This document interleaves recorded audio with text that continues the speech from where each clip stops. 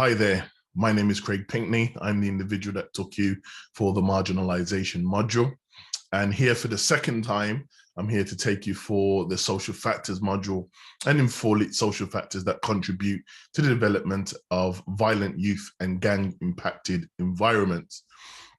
So before we start, I just want to kind of set it out as a premise that if at any moment you want to stop the video, just to kind of recollect your thoughts, utilize it for discussion, to take notes, by all means do so. This is a learning interactive opportunity. So please utilize the time efficiently as it relates to some of the things that I'm going to convey, some of the models, some of the concepts, some of the things that I'm going to be talking about, kind of links to some of the stuff that we've previously mentioned, but put it into the context of social factors. So just to kind of continue, the particular module has 7 learning outcomes. So the number 1, it's about understanding the social forces and culture from the context in which violent youth groups can emerge. Secondly, to understand the impact of media, especially things like social media and its impact on young people, youth violence and gangs, to understand the wider impact of youth culture and youth violence on gangs and gang culture. 4, to understand the concept of belonging within groups, including a gang-related environment.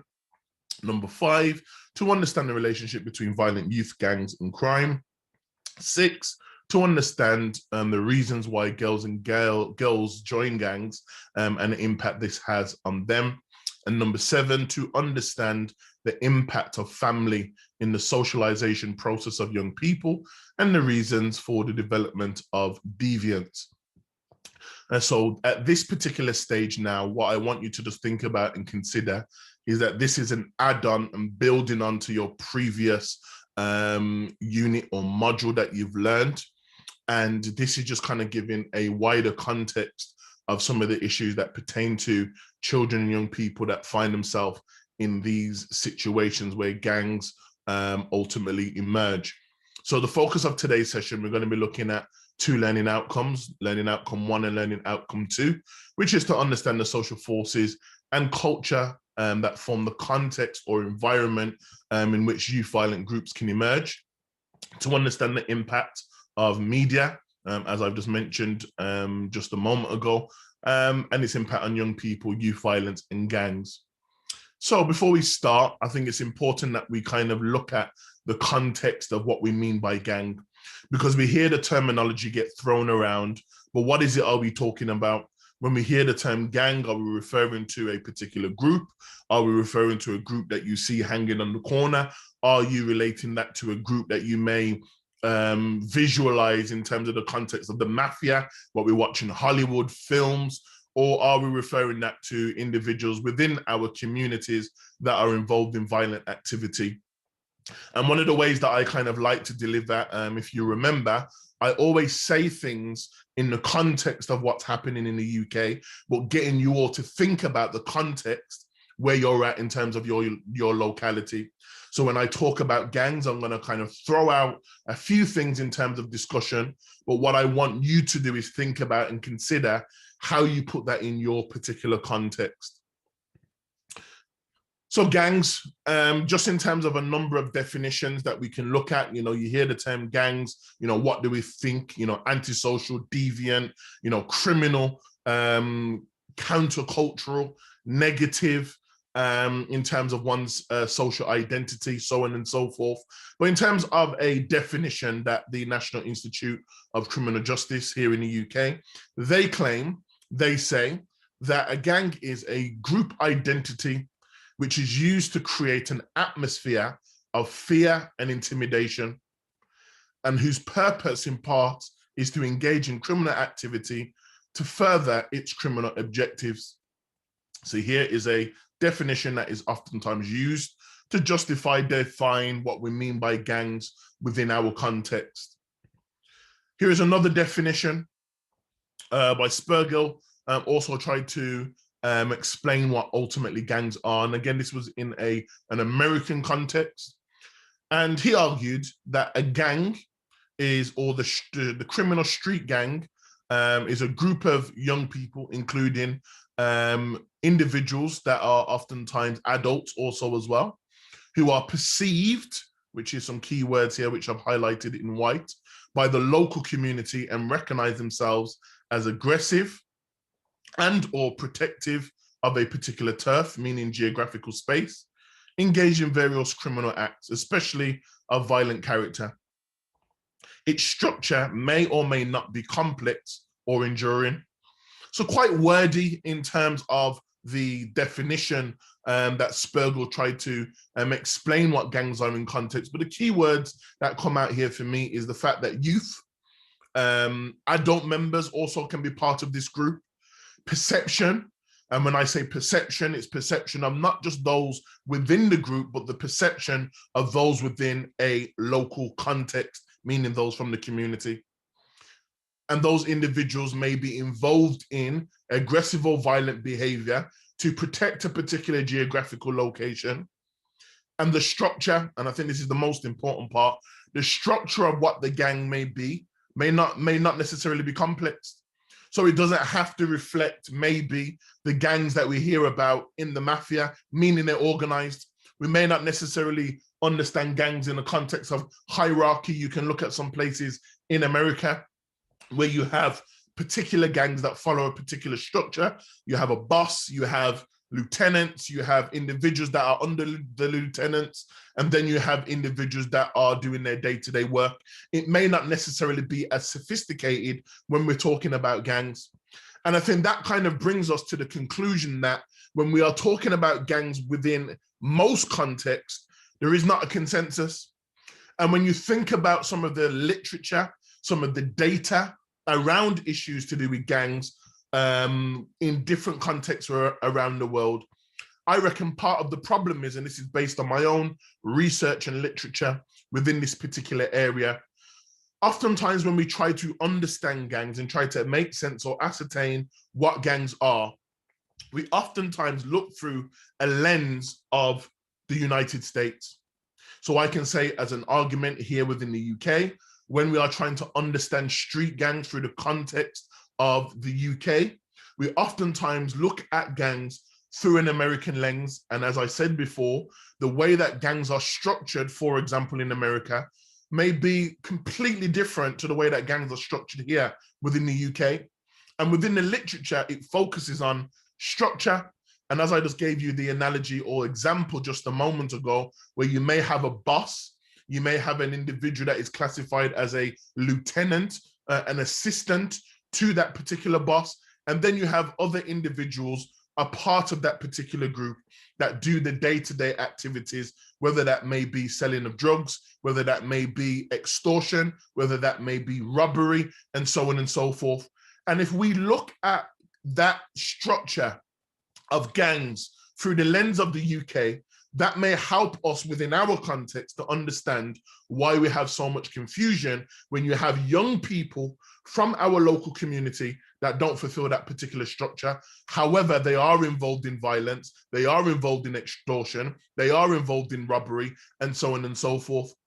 So when we understand this in context, the question that you should be asking and maybe thinking about amongst your groups is, so then how do we try to ascertain what gangs are within our localized context? So one of the things that I always talk about is there's nothing wrong with creating and adapting models and concepts that will enable you to have a better understanding of what gangs look like in your particular geographical space within your localized context. Why is that important? Because if you think about what we learned in the previous module, in our previous unit, you'll remember we were speaking about social disorganization. And you may remember we looked at the cycle, what I call the cycle, the criminal justice pipeline. And you may remember we were talking about the alienation and marginalization of children and young people that are trying to navigate their way in particular environments, and they join particular groups that we perceive to be deviant. And whilst we try to understand what those groups ultimately look like, I think it's important that we have clarity, that when we are trying to understand the type of groups that may be in our communities that young people specifically may gravitate towards, I think it's important that we can look at this. So one of the things I'm going to show you is a model that was created by an individual named Simon Holdsworth and Tara Young. These are two individuals that are both criminologists and sociologists that write a lot about young people that are in gangs, so on and so forth. And they came up with a particular model. But what I'm going to do is get you to think about this model in your locality, and I'm going to explain it in mine, and then we'll move forward. So when they talk about the context or the definitions of what gangs are, they call it the three-point typology of urban collectives.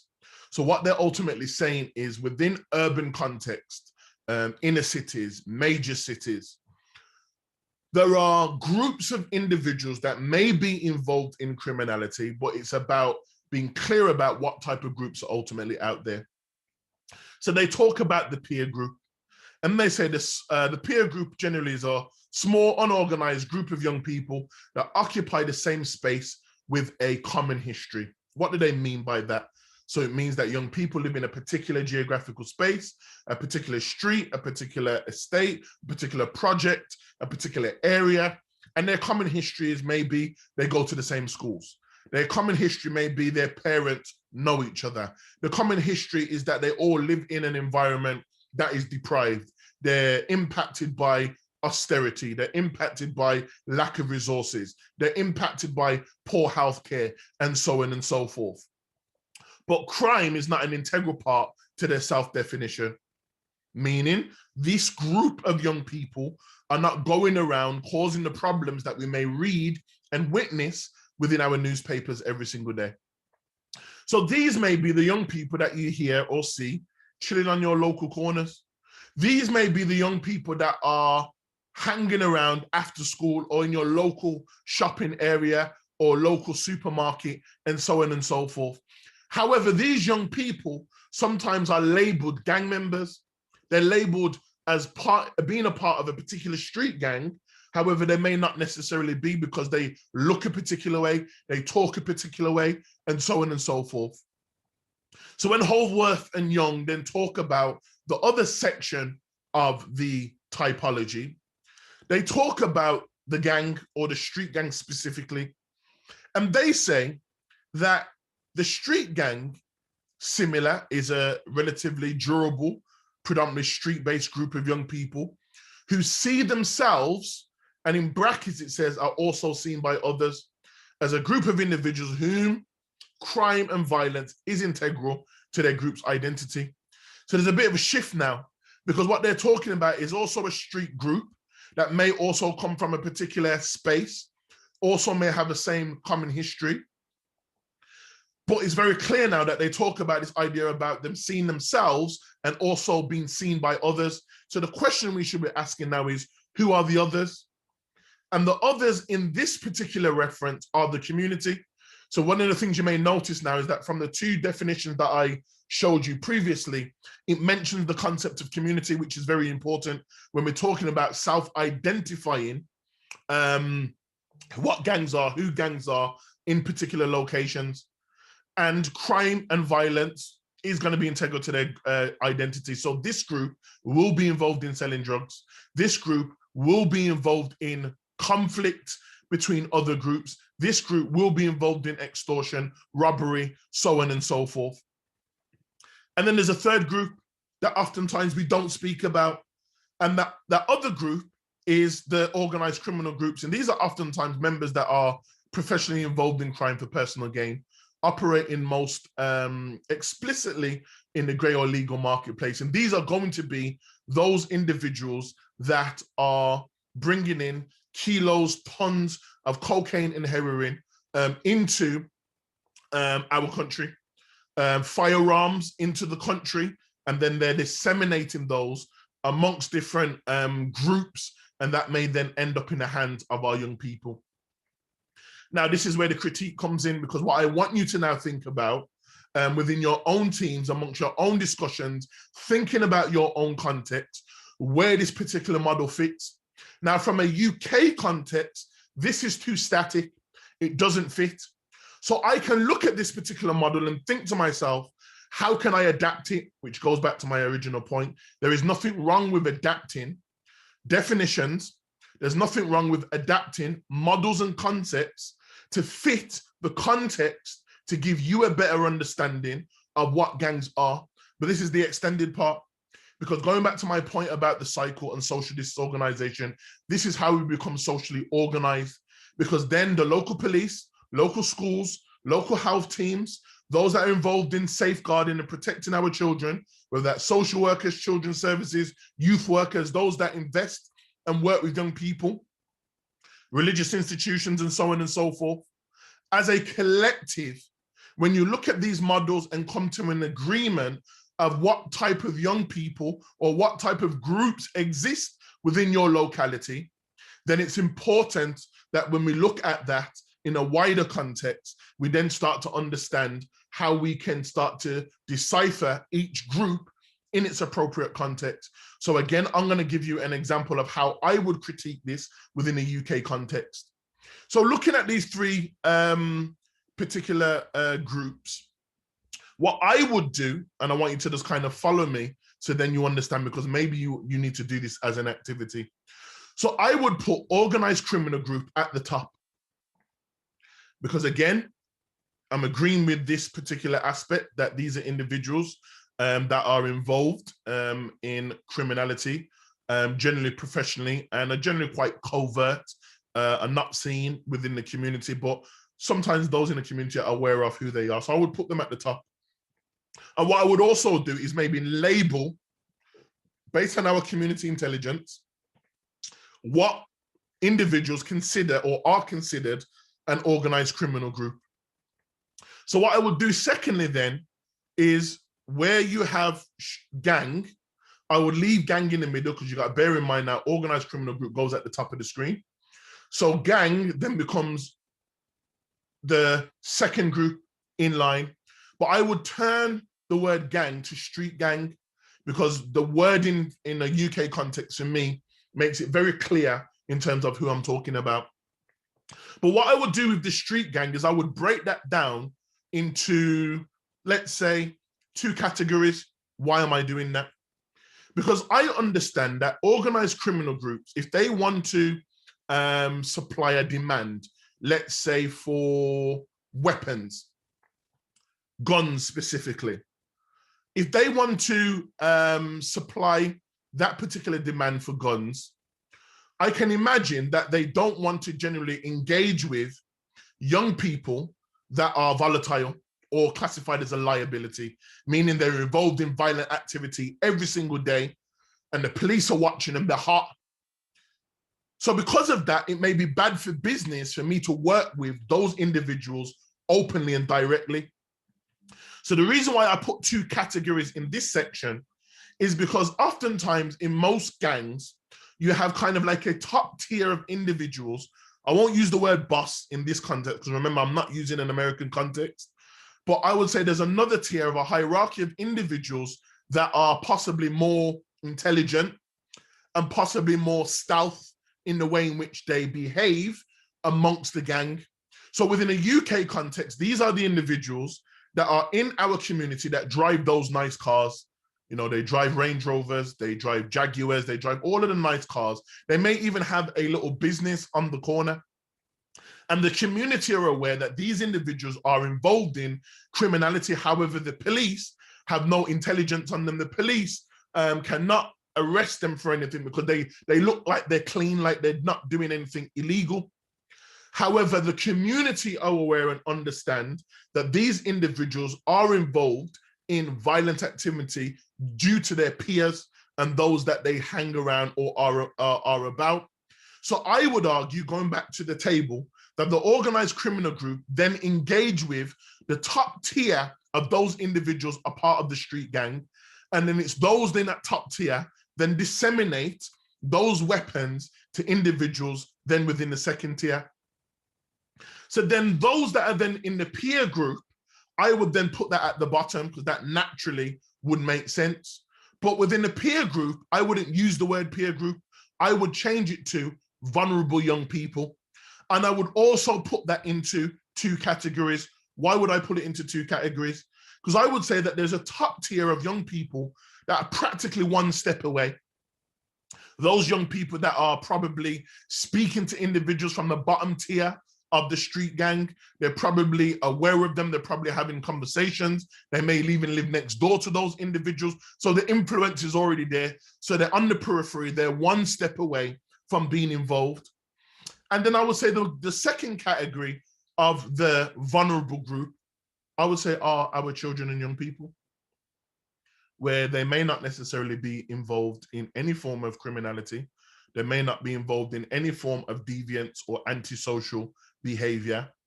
However, these individuals can be influenced. These individuals can be coerced. These young people can be exploited. And when we think about all of those different categories in context, we can understand why this happens.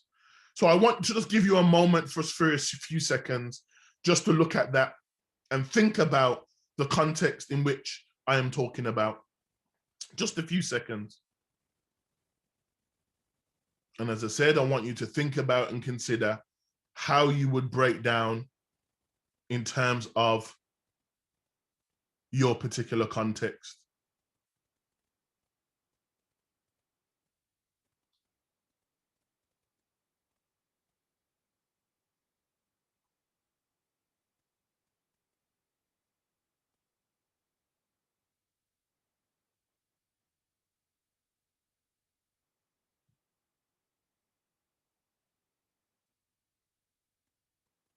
So let's continue.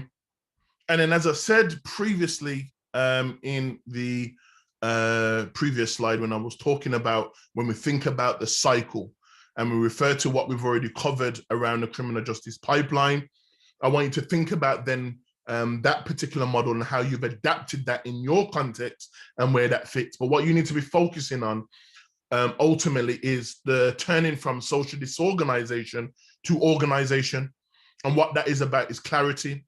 What that is about is communication. What that is about is disseminating information so those that are working with children and young people within your locality and context are very clear about the groups that are there.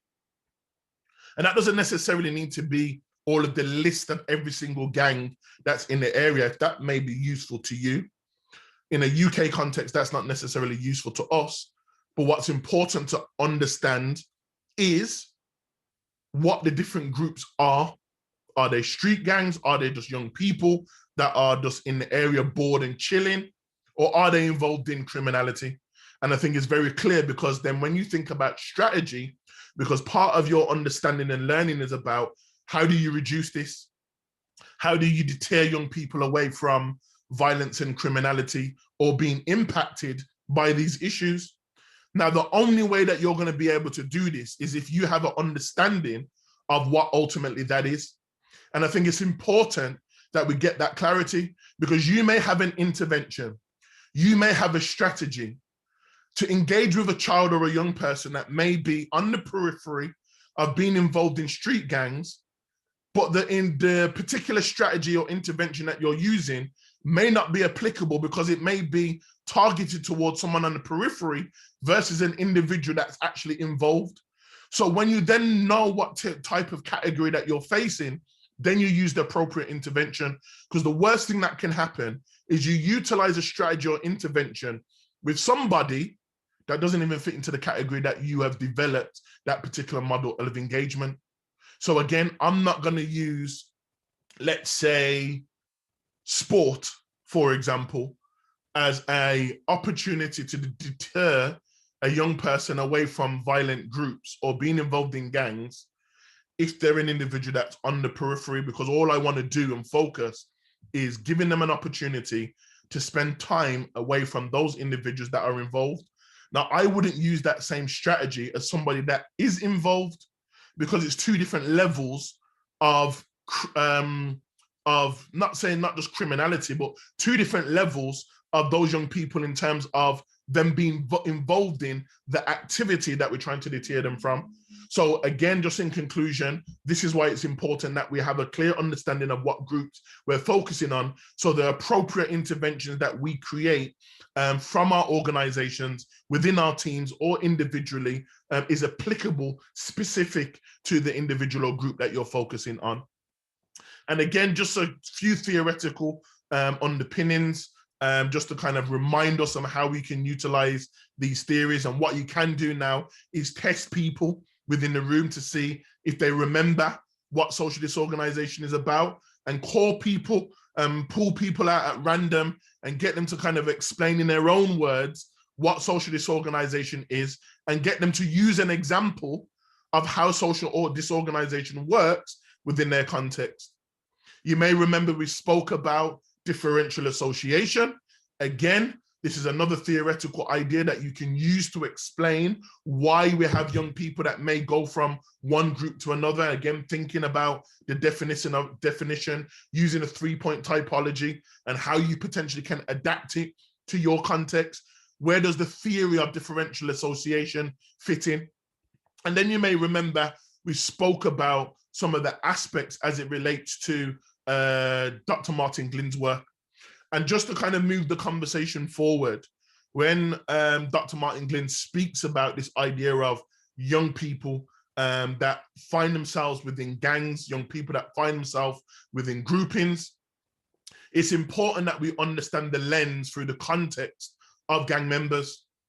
And one of the things that is important, that when we're talking about how individuals become marginalized, how individuals become alienated, as adults, as individuals that are invested in trying to make change, we have to sometimes borrow the lens of the other, borrow the lens of those that may be involved, for us to have a deeper understanding of how they see the world. And oftentimes when we're talking about those alienated and marginalized groups, specifically those that become gang members, they may see the world as chaotic and stressful. Now think about it, chaos and stress based on what? They're in beef, they're in conflict, they're in problems with people. All of the kind of worries and concerns that they have just about their basic safety, I think is important to just acknowledge. It's important to also understand that for a lot of individuals that belong to gangs, that their actions are impulsive and oftentimes derails the idea of desistance.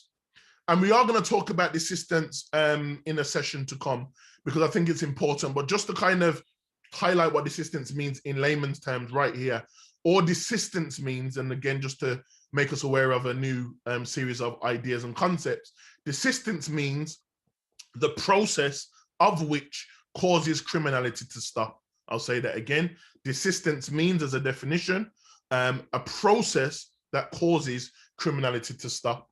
So here, when we talk about impulsive actions, derailing desistance, when we're talking about gang members, we notice that a lot of them, based on our literature data and frontline experience, that because they're so impulsive in the way that they behave, sometimes that can put them right back into a situation where they have to start again.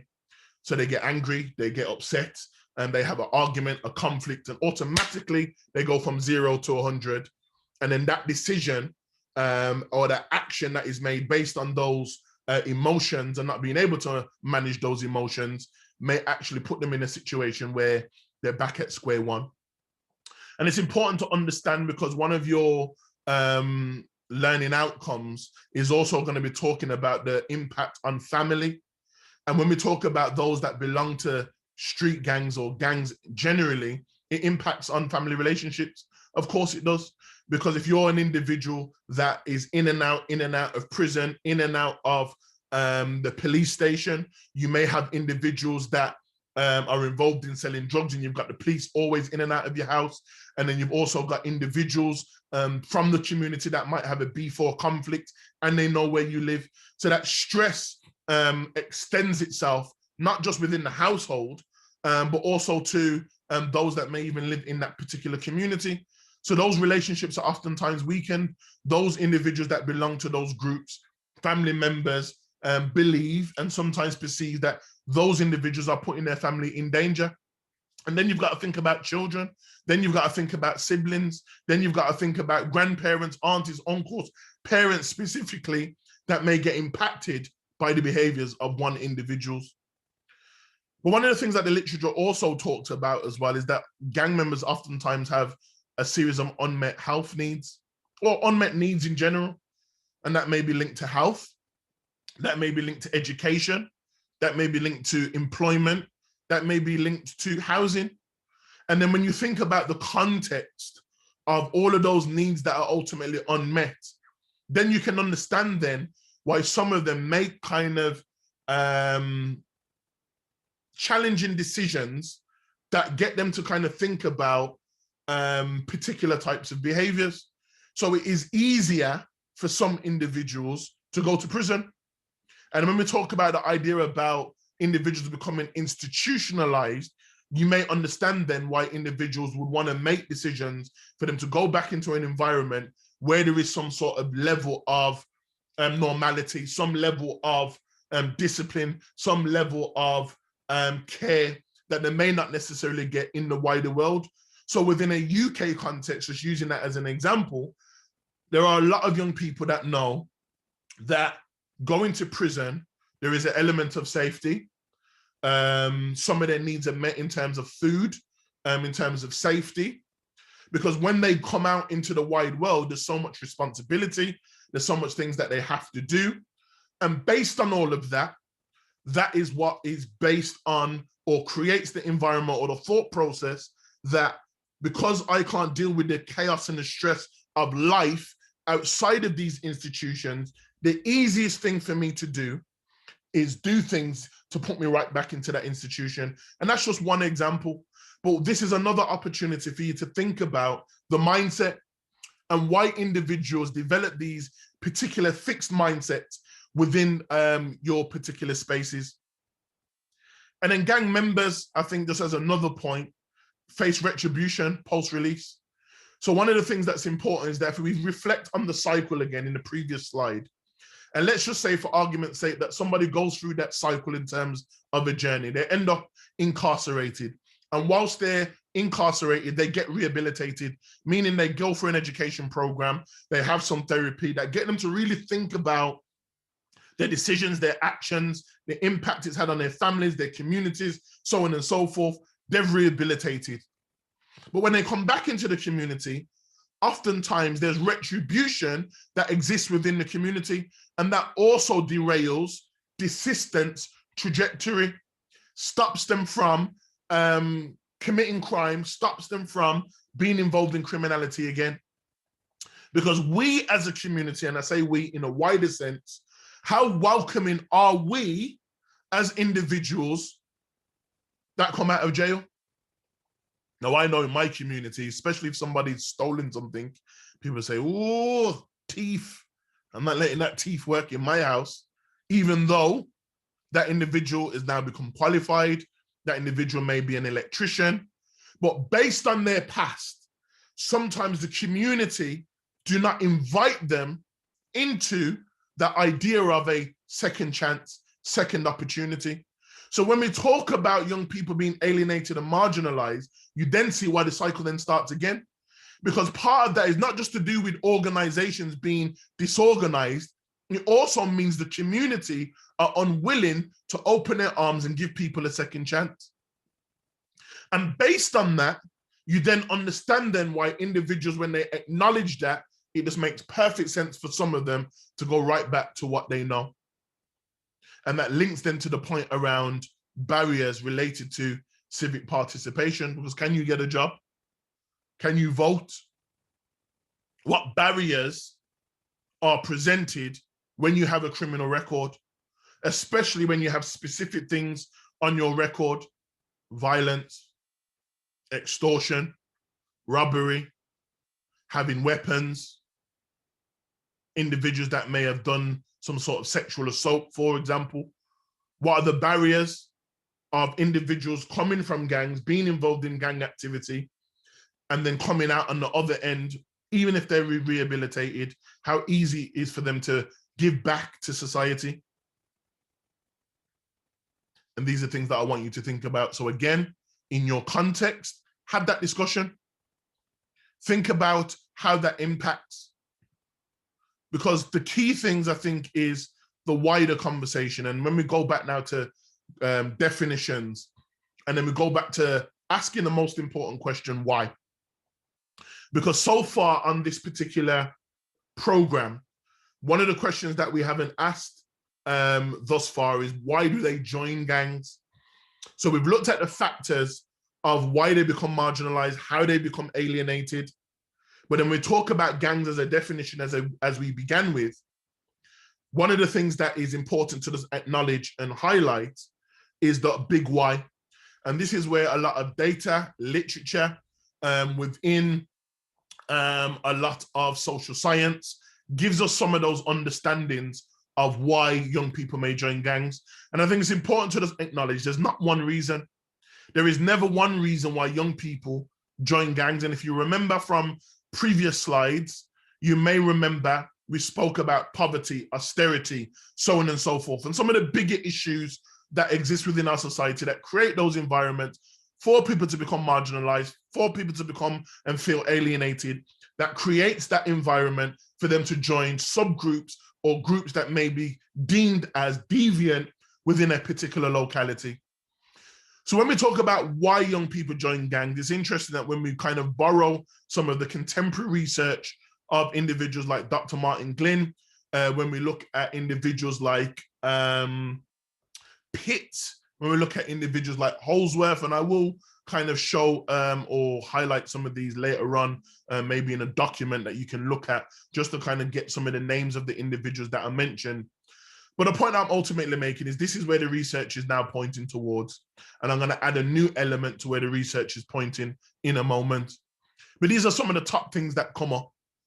One of the issues is about father absence, around the fact or impact that fathers and the absence of fathers have on both young males and females. Poor self-concept, we've already discussed that previously, and the impact on this idea that young people want to belong and be a part of something. Code of the streets is really important. It's something that we haven't explored yet, and I'll explain what that ultimately means. And we're talking about within particular communities, you have what is argued as rules that exist or laws that exist within a particular community that are not actual laws. For example, stop snitching is a law and people abide by here within the UK. It's not an actual law, but people abide by it, people adapt it, people believe in it. So when there is a violent activity that exists within our community, someone gets shot, someone gets stabbed, someone gets assaulted. As a community, we don't say anything, but then we say we want justice. We say we want peace. We say we want calm. But then these codes that we adopt within our communities hinder the opportunity for justice, hinder that opportunity for us to be safe. But there's a deeper conversation to that. So whilst I say that to you and get you to think about the codes of the street in your context, there is another level of conversation that also needs to take place, which links to a previous conversation. So here within the UK, we have a major issue with the police because of racism, institutional racism, structural racism, oppression from that particular group. And again, that links back to the marginalization stuff we spoke about, the 5 faces of oppression. And based on those 5 faces of oppression that link to communities that are impacted by violence, maybe another reason why there is that code of the street that says and dictates that regardless if you're involved in crime or not, you have to abide by this law. So a conversation you may want to have with your groups is, why do we have that in our locality, within our setting? Another issue about the why, the effects of incarceration, which I think links to the previous point about code of the streets. Because if you've got a group of young people that live in a community, and let's say for argument's sake, somebody gets shot, and there's no trust within the police, they don't believe the police are going to solve the problem. There is the law that says we're not supposed to talk to the police. We're not supposed to be an informant, a rat, or a snitch. So by default, I can't go to the state to get help. So the only thing that makes sense to me is if we do it ourselves. And that might also help us to understand why individuals behave the way that they do in localized communities and particular settings. Because when we talk about the effects of incarceration, they know the consequences of what may happen. So crime, the punishments of crime are not a deterrent to individuals that want to behave and engage in a particular activity. And then you've also got to look at the wider context of community. You've heard the word community pop up a few times today in this webinar. What is the community disconnect? Communities don't talk to each other no more. They don't engage with each other anymore. And as a consequence of that, that adds to the social disorganization. Because without no community, without that holistic working, without that multi-agency working, you have these scenarios and situations where individuals do things for themselves, which then links to the other point about silences, which also links to that code of the street too. Because then when people just become silent, then that feeling of community starts to dismantle, starts to feel like it's being dismissed. And then you have individuals that come from a particular community that don't feel like they're part of the community. And when they don't feel part of the community, what do? They create subgroups within the community that the wider community deem as antisocial, as rebellious. And that's what we oftentimes call gangs or call gangs.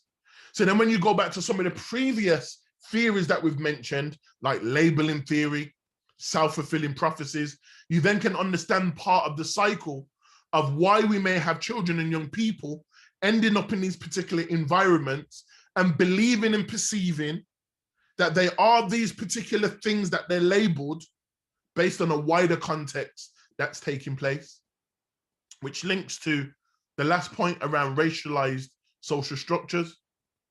So despite the context in which you live, we have to have a wider conversation about racism, structural inequality, and how that may impact different communities, different countries, and how that may be linked to a wider conversation.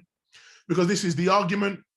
Because I know here within the UK, I don't need to go to the Caribbean. I don't need to go to America.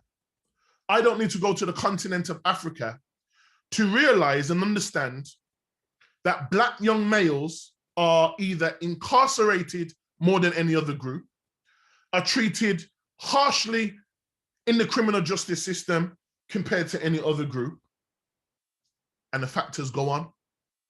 Why? Because when we look at things in a historical context and we look at the impact of race as it relates to different countries, and we look at different governments and the way in which our countries are familiar with each other based on that history, it's oftentimes always those that are the darkest a part of the human family that are adversely impacted by the system of racism.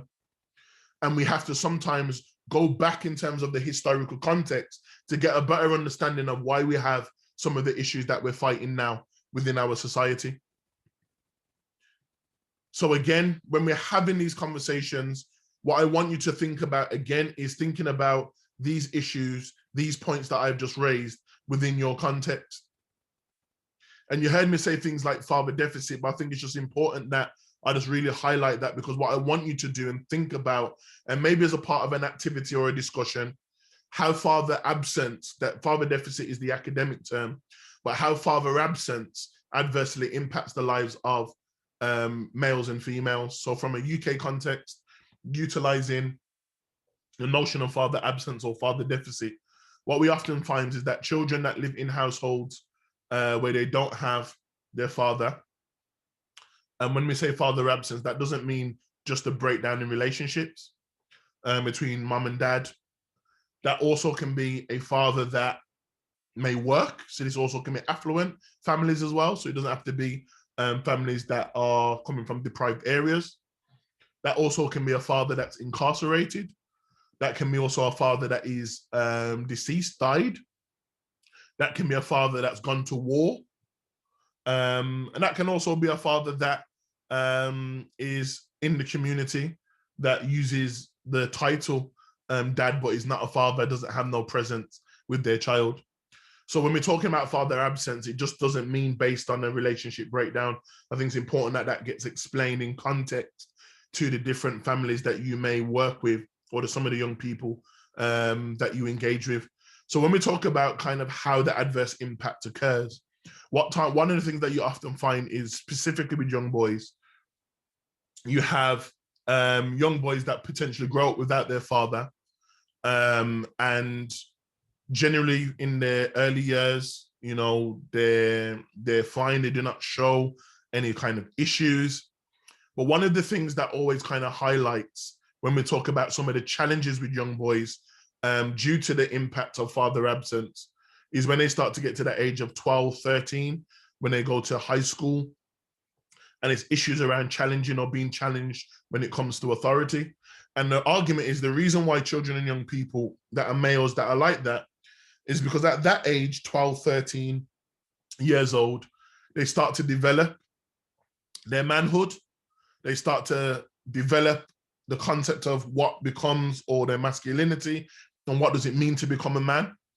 So their understanding of manhood, their understanding of masculinity is developed by individuals that they see in their local area, things that they may see or don't see within their household, or things that they see on TV. So whilst a child is trying to learn their masculinity and learn their manhood, if they do not have a consistent male that's in their lives, what they're going to do is adopt those forms of masculinity from different individuals.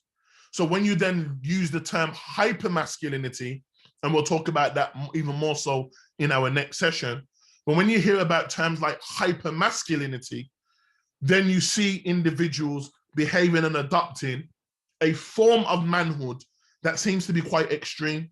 So they need to behave like this, they need to act like this, because they believe that that version of manhood is the only important and applicable one. And that may help us to understand that when they get to that 13, 14, 15 age bracket, why the challenges start to become such an issue.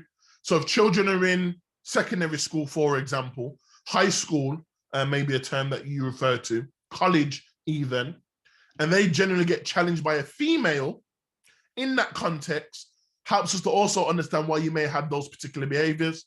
And generally as a punitive response that happens in those places, they get excluded, they get suspended, and so on and so forth. Now with females, it's slightly different, because the research suggests that females, young women, are more resilient.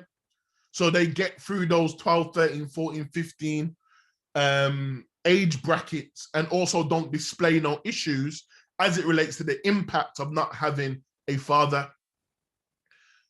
But when you talk about 18 and beyond, it's quite interesting, because the research says from 18 up until even the age of 40, you then start to see the adverse impact as it relates to women. So whereas you see young men again, where it may be around aggression, challenging behavior. So by the time that they're 16, 17, if they haven't fixed themselves up, generally you start to see the spiral and where that starts to go.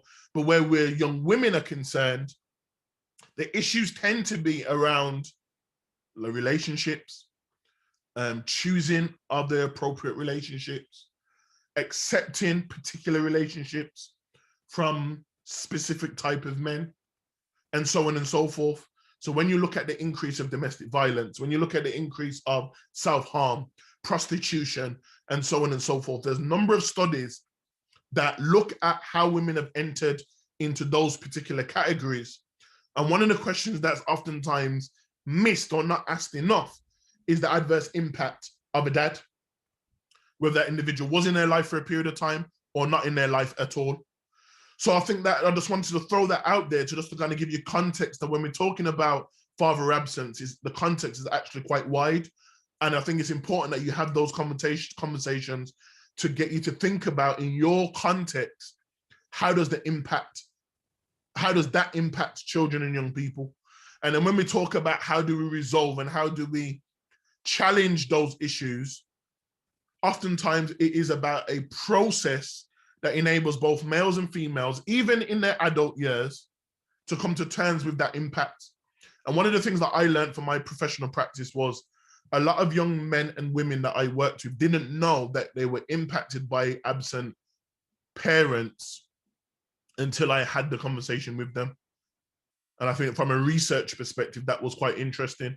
That I would ask a young man, you know, what's your relationship like with your dad? And automatically I would be met with aggression. Don't talk about my mum and dad. You know, don't talk about my dad. I've got my mum and my mum is my mum and my dad. And that would be a type of response. Or a young woman would say, I don't care about my dad. I don't ever think about him because of A, B, C, and D. But the more and more you start to have that conversation, it becomes more and more emotive. And that emotion is what is argued of what the impact of the absence has ultimately caused. So raising that awareness, getting people to talk, especially for those that work with parents, getting them to see the importance of having the role, because a lot of young men specifically need that consistent male within their life.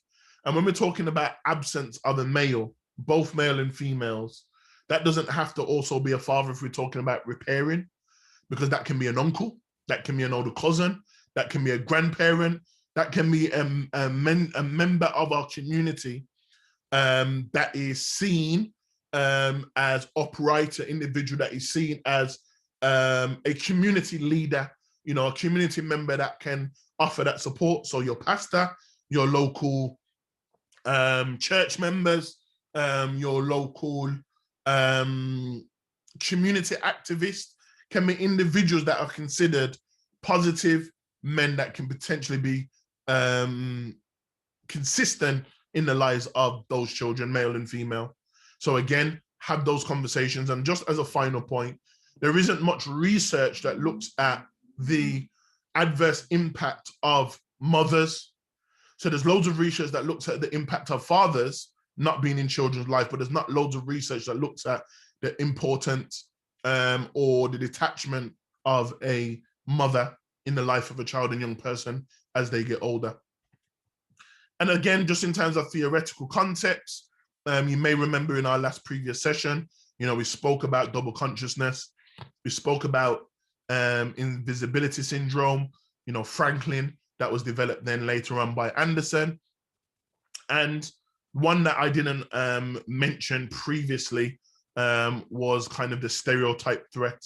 And I think that is something that Steele and Aronson talk about, and this idea that a lot of young people, you know, kind of fulfill those stereotypes. And all of this is linked to some of those wider conversations around labeling theories, those conversations about invisibility syndrome, and how individuals believe particular labels, stereotypes that's given to them, they internalize it, they believe it, and then they push it outwardly.